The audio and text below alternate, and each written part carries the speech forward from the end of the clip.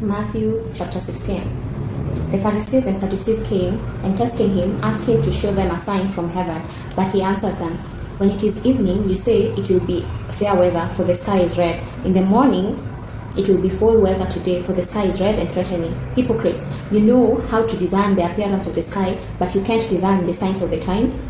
And an evil and adulterous generation seeks after a sign, and there will be no sign given to it except the sign of the prophet Jonah." He left them and departed. The disciples came to the other side and had forgotten to take bread. Jesus said to them, "Take heed and beware of the yeast of the Pharisees and the Sadducees." They reasoned among themselves, saying, "We brought no bread." Jesus, perceiving it, said, "Why do you reason among yourselves, you of little faith, because you have brought no bread? Don't you yet perceive or remember the 5 loaves for the 5,000, and how many baskets you took up, or the 7 loaves for the 4,000, and how many baskets you took up?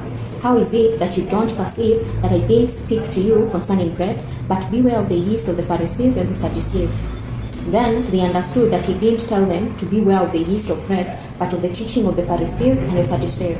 Now, when Jesus came into the parts of Caesarea Philippi, he asked his disciples, saying, "Who do men say that I, the Son of Man, am?" They say, "Some say John the Baptizer, some Elijah, others Jeremiah, or one of the prophets." He said to them, "But who do you say that I am?" Simon Peter answered, "You are the Christ, the Son of the living God." Jesus answered him, "Blessed are you, Simon Bar-Jonah, for flesh and blood has not revealed this to you, but my Father who is in heaven. I also tell you that you are Peter, and on this rock I will build my assembly, and the gates of Hades will not prevail against it. I will give to you the keys of the kingdom of heaven, and whatever you bind on earth will have been bound in heaven, and whatever you release on earth will have been released in heaven." Then he commanded the disciples that they should tell no one that he was Jesus the Christ. From that time, Jesus began to show his disciples that he must go to Jerusalem and suffer many things from the elders, chief priests, and scribes, and be killed, and the third day be raised up. Peter took him aside and began to rebuke him, saying, "Far be it from you, Lord. This will never be done to you." But he turned and said to Peter, "Get behind me, Satan. You are a stumbling block to me, for you are not setting your mind on the things of God, but on the things of man."